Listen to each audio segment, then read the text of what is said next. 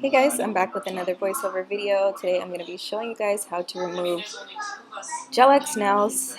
This is just going to be like it's not going to be too in-depth because I do want to do classes, so let me know if you guys are interested in classes. But I'm just going to show you guys really quickly what I do. First I'm going to start removing all the gems. I'm so upset because my client got this done maybe about 2 weeks ago and she's already taking them off. They took so long to do. And they still look so nice, but she wanted a new set, whatever. So I'm going to cut them down first. This way we don't have to drill so much stuff off. And then I'm going to grab my drill as well as this cone bit. This is an extra coarse bit. And I'm going to have it on a very high speed, which is probably like 25,000 RPMs. And I'm just going to remove the nail polish. Then I'm also going to try and remove some of the bulk from the nail. This way they can soak off a little bit easier.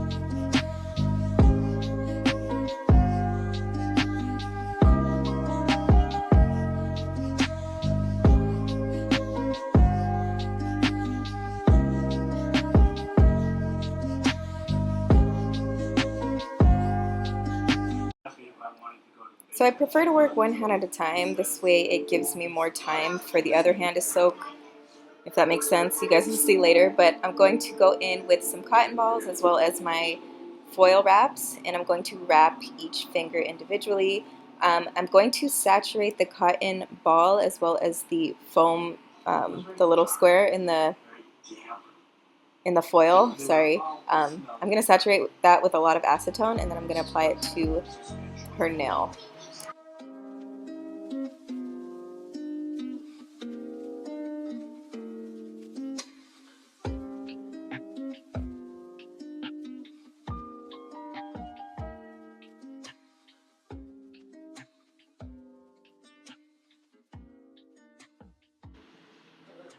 So here is the trick to getting a good soak off. You want to get a bowl of hot water as well as a plastic bag. And you're going to put their hand in the plastic bag and then their hand in the bowl. So the heat from the acetone is going to help soak off a lot faster. So this is why I like to do one hand at a time, because while this is soaking, I can remove everything off the other hand, and by the time I'm finished with this hand and I'm preparing to get it soaked, the other hand will be ready to remove.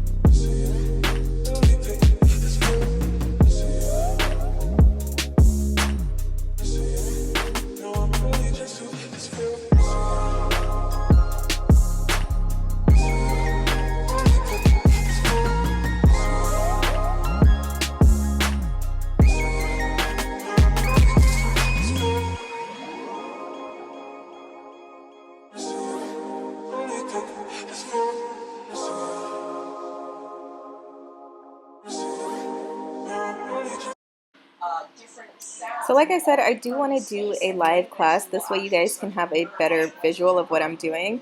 The way I have my camera set up, you can't really see what I'm doing, but I'm just grabbing this cuticle pusher and I'm scraping off all the products. And then I'm going in with a buffer to buff off any remaining product. If I do have a nail that still has some gel on it, I'll put the foil back on it and let it sit until I finish all the fingers, and then I'll go back to it. You want to try and remove as much of the product as you can because you don't want to like build up too much gel. But if there's still a little bit of gel on there, it's totally fine because you're going back in with the same gel product. So don't be too hard on yourself if you can't get it all off, but try to get as much as it off as you can because like I said, you don't want the underneath of the nail to be super thick. So do what you can to get as much of it off.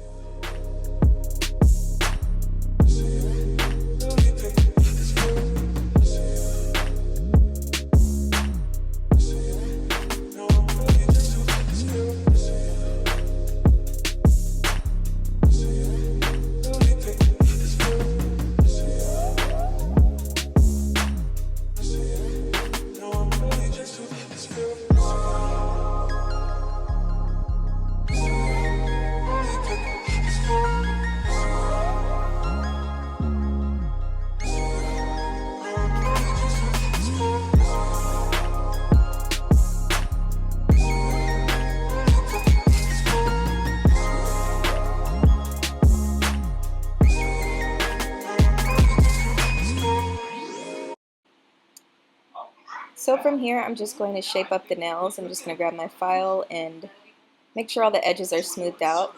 I don't like to keep the nails short just because I like the gel to flow over the free edge and not so much on their skin. So I do file a little bit, but I do keep a small free edge.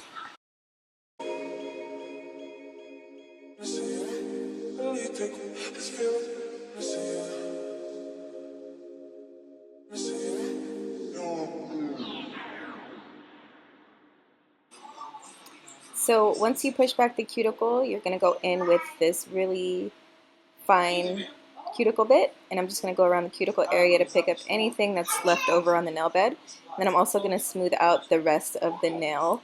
And this is how I usually prep my nails, is I just go over it with the cuticle bit rather than a file, just because I don't want to take any of the layers off of her nail bed. I find that this is the safest way to do it. In addition to that, it also helps remove any excess gel that you might have left over on the nail. If there's any thick product still left over that you can't soak off, I just go over it with a file a little bit just to kind of rough it up so that the gel can adhere to it better. I'm also going to grab my cuticle nippers and clean around her cuticles. You want to make sure you cut off any of the dead skin. Don't cut live skin. Don't cut your clients. Only the dead, dry skin.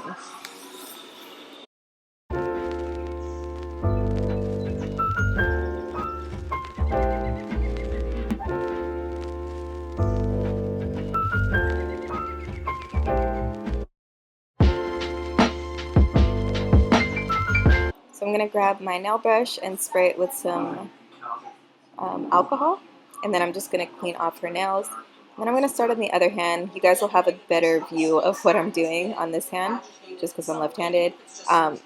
So yeah, you guys can just watch what I'm doing.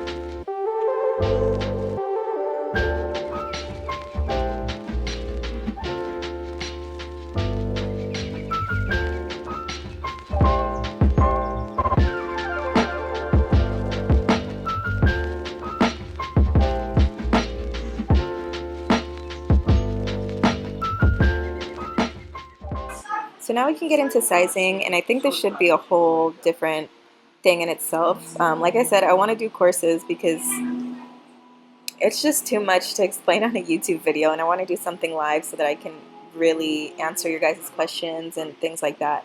But I'm just going to make sure that the nails fit sidewall to sidewall. You want to make sure it fits with no added pressure because that's what's going to cause lifting and popping off. And it also goes into the shape of the nail bed, whether or not the nail is curved or not. It's just like a whole thing. So what I do is I size the nail, and then I grab one for the left hand and the right hand, and I just put it off to the side like that. If anything doesn't fit around the cuticle area, I make sure to file it up to make sure that everything fits perfectly.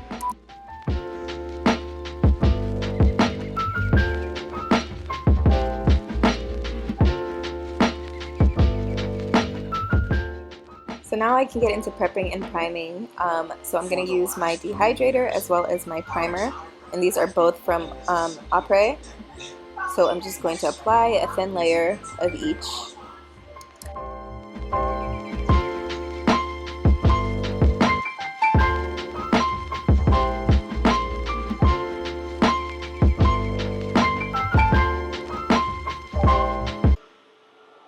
I'm also going to go in with the Extend Gel, and I'm going to place a thin layer of that, and then I'm going to cure that for 30 seconds. I'll be honest with you guys, I'm not really too crazy about the Extend Gel pot, but I had ran out of my the freaking Enel Couture base gel, which is what I normally use. So I'm just using this pot in this video. But like I said, I've had a lot of issues with this in my clients where their nails just pop off. I don't know if I just got a bad batch or what the issue is, but for some reason they just never work for me. So while my client's nails are drying, I'm going to file around the edges of these nails just so that it's a flush area between the nail bed and the extension.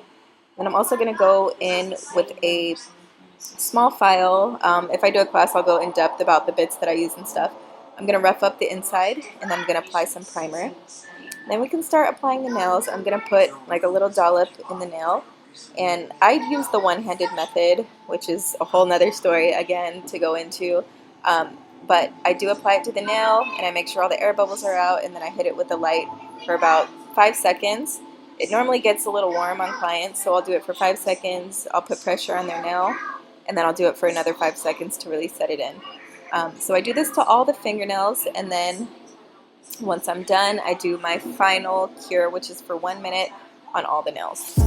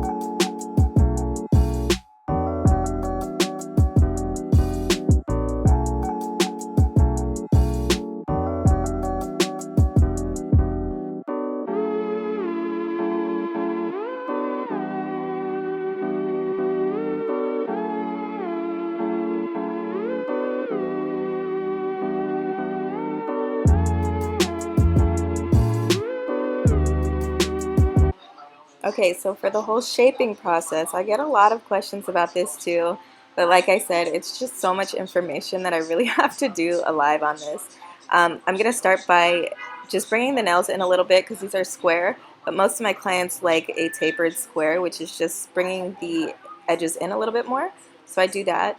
I also grab this tapered, I think it's like a medium bit, and I just go around the cuticle area to make sure I pick up any gel that might have seeped out through the side.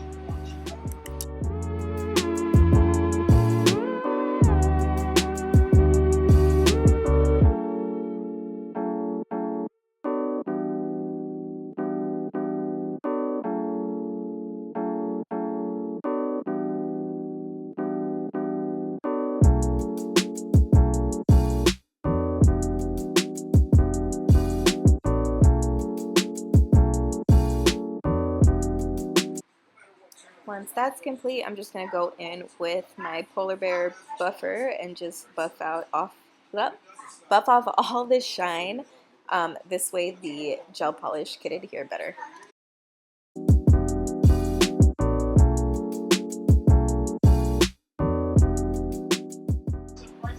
Okay, so now we can start painting.